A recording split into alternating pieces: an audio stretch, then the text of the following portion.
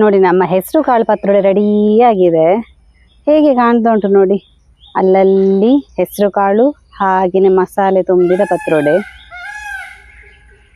ಹಳೇ ಕಾಲದ ಒಂದು ಬಗೆಯ ತಿಂಡಿ ಇದು.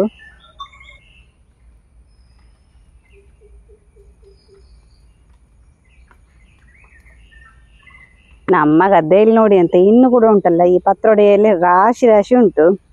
ಅದನ್ನು ನೋಡುವಾಗ ಪತ್ರೊಡೆ ಮಾಡುವ ಅಂತೇಳಿ ಮನಸ್ಸಾಗ್ತದೆ. ಹಾಗೆ ನಾನಿವತ್ತೊಂದು ವಿಭಿನ್ನ ಶೈಲಿಯ ಹೆಸರು ಕಾಳಿನ ಪತ್ರೊಡೆ ಮಾಡ್ತಾ ಇದ್ದೇನೆ. ಈ ಹೆಸರು ಕಾಳಿನ ಪತ್ರೊಡೆ ನನ್ನ ಮಾವ ಹೇಳಿಕೊಟ್ಟಿದ್ದು. ಹೆಸರು ಹೇಳುವಾಗಲೇ ಸ್ವಲ್ಪ ಡಿಫ್ರೆಂಟ್ ಆಗಿತ್ತು.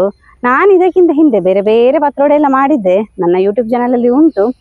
ಅದಕ್ಕಿಂತ ವಿಭಿನ್ನವಾದ ಪತ್ರೊಡೆ ಇವತ್ತು ಮಾಡುವಂಥದ್ದು. ತುಂಬ ಸಿಂಪಲ್ ಆಗಿದೆ. ಹೇಗೆ ಮಾಡೋದಂತ ಹೇಳಿ ನಾನು ಇವತ್ತಿನ ವಿಡಿಯೋದಲ್ಲಿ ತೋರಿಸಿಕೊಡ್ತೇನೆ. ನೋಡಿ, ನಾನು ಮೊನ್ನೆ ಅಷ್ಟೇ ಪತ್ರೊಡೆ ಮಾಡಿದ್ದೆ ಮನೆಯಲ್ಲಿ. ಆವಾಗ ಫುಲ್ ಖಾಲಿ ಆಗಿತ್ತು. ಇವಾಗ ಮತ್ತೆ ಚಿಗುರಿದೆ ನೋಡಿ ಈ ಎಲೆ, ಎಳಸಿ ಎಲೆ. ನಾವು ಈ ಥರ ಎಳಸಿ ಎಲೆ ತಗೊಂಡ್ರೆ ತುರಿಸುವುದಿಲ್ಲ ನೋಡಿ. ಇದು ಪತ್ರೊಡೆ ಮಾಡುವ ಎಲೆನೇ, ಅಂದರೆ ಗದ್ದೆ ಸೈಡಲ್ಲಿ ಇರ್ತದಲ್ಲ ಅದಲ್ಲ. ಇದು ಸ್ವಲ್ಪ ಡಿಫ್ರೆಂಟ್ ಆಗಿದೆ, ಅಂದರೆ ಡಾರ್ಕ್ ಕಲರ್ ಇದೆ ನೋಡಿ. ಇವತ್ತು ನಾನು ಮಾಡ್ತಿರುವಂತಹ ಪತ್ರೊಡೆ ಸ್ವಲ್ಪ ವಿಭಿನ್ನ ಶೈಲಿಯದ್ದು. ಅದಕ್ಕೆ ಬೇಕಾಗಿ ಮಸಾಲೆಯನ್ನು ರೆಡಿ ಮಾಡುವ. ಮಸಾಲೆಗೆ 2 ಚಮಚದಷ್ಟು ತೆಂಗಿನ ಎಣ್ಣೆಯನ್ನು ಹಾಕೊಳ್ಳುವ. ಹಾಗೆಯೇ 1 ಚಮಚದಷ್ಟು ಉದ್ದು.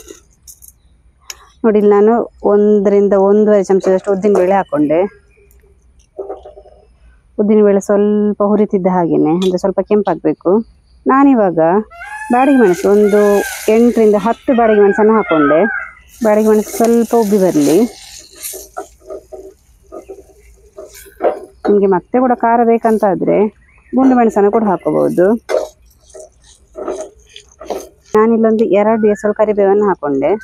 ನೋಡಿ, ಹುರಿಲಿಕ್ಕೆ ನಾನು ಇಷ್ಟನ್ನೇ ಸಾಮಗ್ರಿ ಯೂಸ್ ಮಾಡ್ತಾ ಇದ್ದೇನೆ. ಖಾಲಿ 3 ಸಾಮಗ್ರಿ ನೋಡಿ, ಉದ್ದಿನಬೇಳೆ, ಮೆಣಸು ಹಾಗೆಯೇ ಕರಿಬೇವು.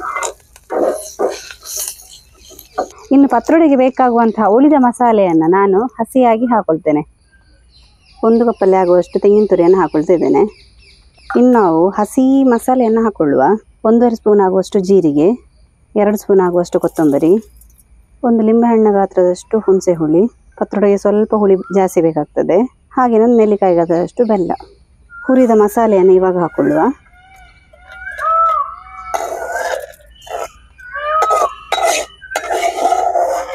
ರುಚಿಗೆ ತಕ್ಕಷ್ಟು ಉಪ್ಪನ್ನು ಸೇರಿಸುವ. ಇವಾಗ ನಾವು ಸ್ವಲ್ಪನೇ ಉಪ್ಪು ಸೇರಿಸಲಿಕ್ಕೆ, ನಂತರ ನಾವು ಅಕ್ಕಿಗೆ ಸ್ವಲ್ಪ ಉಪ್ಪು ಸೇರಿಸಿದರೆ ಮತ್ತು ಮಸಾಲೆಗೆ ನಾವು ಸಾಂಬಾರು ಥರ ಮಾಡಲಿಕ್ಕೆ ಉಂಟು, ಆವಾಗ ಮತ್ತೆ ಉಪ್ಪು ಸೇರಿಸಲಿಕ್ಕೆ ಉಂಟು. ಸ್ವಲ್ಪ ನೀರು ಹಾಕೊಳ್ಳುವ, ಒಂದು ಅರ್ಧದಿಂದ 3/4 ಲೋಟದಷ್ಟು. ನುಣ್ಣಗೆ ರುಬ್ಬುವ. ನೋಡಿ, ಮಸಾಲೆಯನ್ನು ನುಣ್ಣಗೆ ರುಬ್ಬಿ ಆಯಿತು. ಸರಿ, ಅರ್ಧ ಭಾಗದಷ್ಟು ಮಸಾಲೆಯನ್ನು ನಾನು ಒಂದು ತಟ್ಟೆಯಲ್ಲಿ ತೆಗೆದಿಡ್ತಾ ಇದ್ದೇನೆ. ಇದು ನಮ್ಮ ಹೆಸರು ಕಾಳಿನ ಸಾಂಬಾರು ಮಾಡಬೇಕಾದ್ರೆ ಹಾಕ್ಲಿಕ್ಕಿರೋದು. ನೋಡಿ, ಇಷ್ಟು ಸಾಕು. ಇನ್ನಿಷ್ಟನ್ನು ಪತ್ರೊಡೆ ನಾವು ಸವರಲಿಕ್ಕೆ ಬೇಕಾಗಿ ಇಷ್ಟು ಮಸಾಲೆ. ನಾನಿಲ್ಲಿ 2 ಲೋಟದಷ್ಟು ದೋಸೆ ಅಕ್ಕಿನ ತೊಗೊಂಡಿದ್ದೇನೆ ನೋಡಿ. ಅದನ್ನು ಒಂದು 2 ಗಂಟೆ ನೆನೆಸಿಟ್ಟಿದ್ದೆ.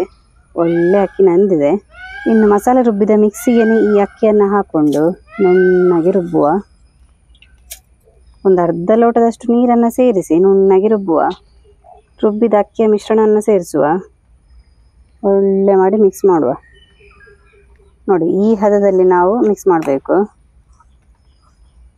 ತುಂಬ ನೀರಿರಬಾರ್ದು, ಹಾಗೆ ತುಂಬ ಗಟ್ಟಿ ಕೂಡ ಇರಬಾರ್ದು. ನಮಗೆ ಸವರಲಿಕ್ಕೆ ಈ ಹದ ಇದ್ದರೆ ಸರಿ ಆಗ್ತದೆ. ನೋಡಿ, ಮಸಾಲೆ ಉಂಟಲ್ಲ, ಕೆಲವೊಂದು ಸಲ ನಮಗೆ ಎಷ್ಟು ನೀರು ಕಡಿಮೆ ಹಾಕಿದ್ರು ಕೂಡ ನೀರಾಗ್ತದೆ. ಆವಾಗ ಏನು ಮಂಡೆ ಬಿಸಿ ಮಾಡಲಿಕ್ಕಿಲ್ಲ. ಮನೆಯಲ್ಲಿ ಸ್ವಲ್ಪ ಅಕ್ಕಿ ಹಿಟ್ಟಿದ್ರೆ ಅದನ್ನು ಸೇರಿಸಿ ಇದನ್ನು ಸ್ವಲ್ಪ ಗಟ್ಟಿ ಮಾಡ್ಬೋದು, ಏನು ತೊಂದರೆ ಆಗೋದಿಲ್ಲ. ನೋಡಿ, ಈ ಥರ ದಂಟಿರ್ತದೆ ನೋಡಿ, ಅದನ್ನು ತೆಗೆಯುವ. ಅದರಲ್ಲಿ ಸ್ವಲ್ಪ ತುರಿಸೋ ಗುಣ ಕೂಡ ಇರ್ತದೆ. ಹಾಗೇನೆ ಇದು ಮೇಲೆ ಮೇಲೆ ಇಟ್ಟು ನಮಗೆ ಮಡಚಲಿಕ್ಕೆ ಬರೋದಿಲ್ಲ. ಈ ಥರ ದಂಟೆಲ್ಲ ಇದ್ದರೆ ಎಷ್ಟಾಗ್ತದೆ ಅಷ್ಟು ತೆಗೆಯುವ. ಸ್ವಲ್ಪ ಹರಿಯದ ಹಾಗೆ ತೆಗೆದ್ರೆ ಆಯಿತು. ಈ ಥರ ತೆಳುವಾಗಿ ತೆಗೆದ್ರೆ ಆಯಿತು.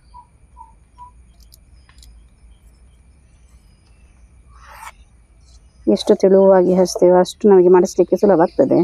ತುಂಬ ದಪ್ಪ ದಪ್ಪ ಹಚ್ಚಿದ್ರೆ ಈ ಮಸಾಲೆ ಎಲ್ಲ ಎಲೆಯಿಂದ ಹೊರಗಡೆ ಬರ್ತದೆ.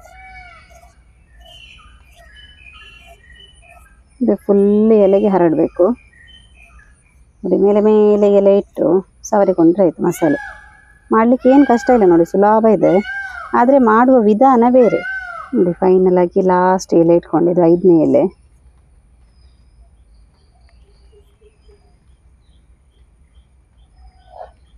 ಇನ್ನಿದನ್ನು ಎರಡೂ ಕಡೆಯಲ್ಲಿ ಫೋಲ್ಡ್ ಮಾಡುವ. ಫೋಲ್ಡ್ ಮಾಡಿದ ಮೇಲೆ ಈ ಥರ ಸ್ವಲ್ಪ ಮಸಾಲೆಯನ್ನು ಹಾಕುವ. ಇನ್ನು ಮೇಲ್ಗಡೆ ಈ ಥರ ಲಾಕ್ ಮಾಡುವ.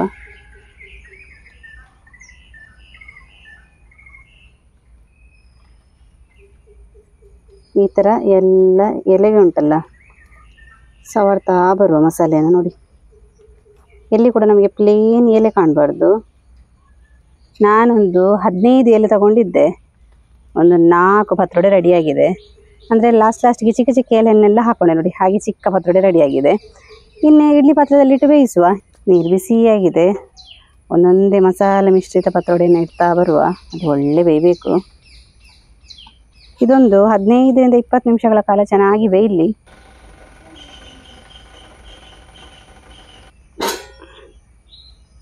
ಒಳ್ಳೆ ಬೆಂದಿದೆ ನೋಡಿ. ಕಲರ್ ಎಲ್ಲ ಚೇಂಜ್ ಆಗಿದೆ ಎಲೆದ್ದು ನೋಡಿ. ಪತ್ರೊಡೆ ಫುಲ್ ತಣ್ದಿದೆ. ಇದನ್ನು ಹೀಗೆ ಇಟ್ಕೊಂಡು ಕಟ್ ಮಾಡುವ. ಇದನ್ನು ಈ ಥರ ಕಟ್ ಮಾಡಿ ನಾವು ರೆಡಿ ಮಾಡಿದ ಮಸಾಲೆ ಒಳಗೆ ಹಾಕಲಿಕ್ಕೆ ಉಂಟು.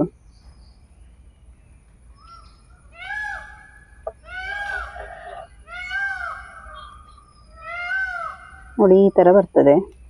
ಪತ್ರೊಡೆ ಎಲ್ಲ ಕಟ್ ಮಾಡಿ ಆಯಿತು. ಇನ್ನು ಪ್ಲೇಟಿಗೆಲ್ಲ ಇಟ್ಟು ಒಳ್ಳೆ ಸೆಟ್ ಮಾಡ್ತಾ ಇದ್ದೇನೆ ನೋಡಿ. ನಾನಿಲ್ಲಿ ಹೆಸರು ಕಾಳನ್ನು ನೀರಲ್ಲಿ ಹಾಕಿ ನೆನೆಸಿಟ್ಟಿದ್ದೆ. ಒಳ್ಳೆ ನಂದಿದೆ ನೋಡಿ. ಇದನ್ನು ಚೆಂದ ತೊಳೆದು ನೆನೆಸಿಟ್ಟಿದ್ದು. ಇನ್ನು ಇದನ್ನು ಚೆಂದ ಮಾಡಿ ಬೇಯಿಸುವ.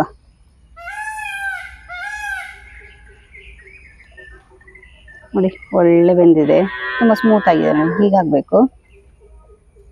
ಆವಾಗಲೇ ತೆಗೆದಿಟ್ಟ ಮಸಾಲೆ ನೋಡಿ. ಇದನ್ನು ಇವಾಗ ಇದಕ್ಕೆ ಸೇರಿಸುವ.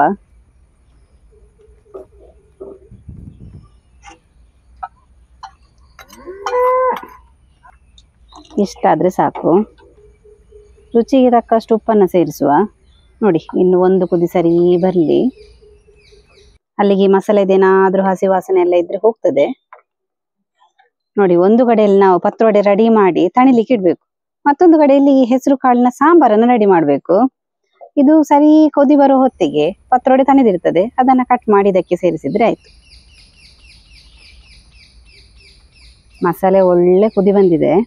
ಇನ್ನಿದಕ್ಕೆ ನಾವು ಕಟ್ ಮಾಡಿದ ಪತ್ರೊಡೆಯನ್ನು ಹಾಕ್ತಾ ಬರುವ. ಪತ್ರೊಡೆ ಹಾಕಿದ ಮೇಲೆ ಒಂದು ಕುದಿ ಬಂದರೆ ಸಾಕು. ಮತ್ತೆ ಆಫ್ ಮಾಡಿದರೆ ಆಯಿತು. ಇದನ್ನು ಮತ್ತೆ ಹಾಗೆ ಒಂದು 1/4 ಗಂಟೆ ಬಿಡಬೇಕಾಗ್ತದೆ. ಅಂದರೆ ಮಸಾಲೆ ಫುಲ್ ಎಳ್ಕೋಬೇಕು ನೋಡಿ ಪತ್ರೊಡೆ. ಒಂದು ಕುದಿ ಬಂದಿದೆ. ಒಂದು 15 ನಿಮಿಷ ಹಾಗೆ ಬಿಡುವ. ಆವಾಗ ಪತ್ರೊಡೆ ಎಲ್ಲ ಮಸಾಲೆನೇ ಹೇಳ್ಕೊಳ್ತದೆ.